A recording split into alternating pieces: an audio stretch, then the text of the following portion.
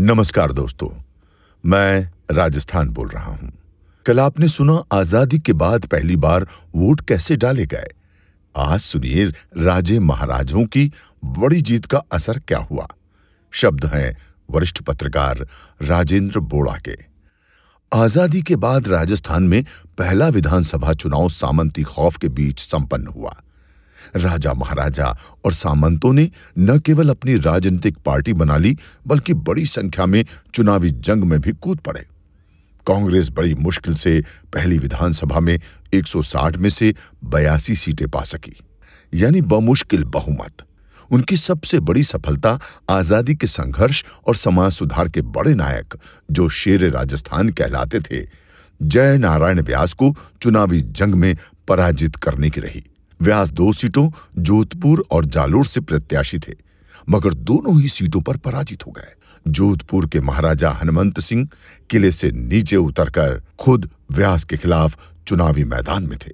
ये वही हनुमंत सिंह थे जो भारत में विलय के पत्र पर हस्ताक्षर से पहले उहापोह में थे।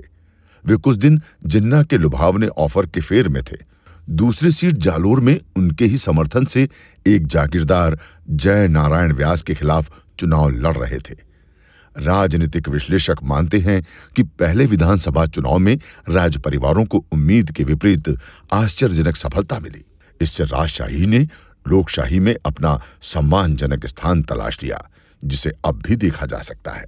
जय नारायण व्यास पराजित नहीं होते तो क्या कांग्रेस में सुखाड़िया युग का मार्ग प्रशस्त होता, या महाराजा हनुमंत सिंह का चुनाव परिणाम से पहले वायुयान दुर्घटना में अचानक निधन न हो गया होता तो राजस्थान की राजनीति का इतिहास किस करवट बैठता, नहीं कहा जा सकता। राजस्थान की पहली विधानसभा में कांग्रेस के 82 सदस्यों के मुकाबले सामंती प्रभावशाली पार्टियों और निर्दलीय विधायकों की संख्या 78 थी।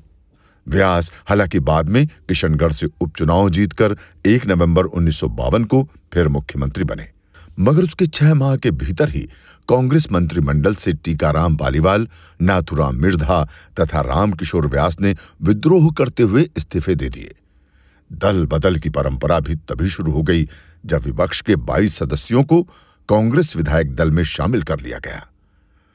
आजाद देश की नई जनतांत्रिक व्यवस्था में मुख्यमंत्री पद के लिए पहला झगड़ा राजस्थान के नाम ही दर्ज है। व्यास मंत्रिमंडल का काम करते हुए 1 वर्ष ही पूरा हुआ था कि मंत्रिमंडल के सदस्य मोहनलाल सुखाड़िया ने नेतृत्व को चुनौती दे दी। प्रधानमंत्री नेहरू की सलाह थी कि व्यास विधायक दल में विश्वास का मत हासिल कर लें, लेकिन उन्हें इसकी जगह विधायक दल के नेता का चुनाव कराना अधिक नैतिक लगा। उन्होंने खुद के लिए न प्रचार किया और न किसी विधायक से मत मांगने के लिए संपर्क किया। विधायक दल की 6 नवंबर 1954 को हुई बैठक में हुए मतदान का नतीजा आया, जिसमें मोहनलाल सुखाड़िया 8 मतों से विजयी रहे।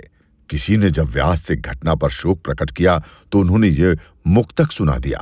अपने हाथों मैंने खुद चिता जलाई, देख देख लपटे मैं हंसता, तू क्यों रोता भाई। अजमेर मेरवाड़ा राज्य के राजस्थान में विलय के बाद एक बार फिर नेतृत्व के चुनाव की बिसात बिछी, मगर अंतिम समय में सुखाड़िया को चुनौती दे रहे अजमेर के पूर्व मुख्यमंत्री हरिभाऊ उपाध्याय ने अपना नाम वापस ले लिया। यहां से राजस्थान में सुखाड़िया युग की शुरुआत होती है। 17 लंबे वर्षों तक चले मोहन सुखाड़िया का युग कैसा रहा, सुनिए कल चौथे भाग में।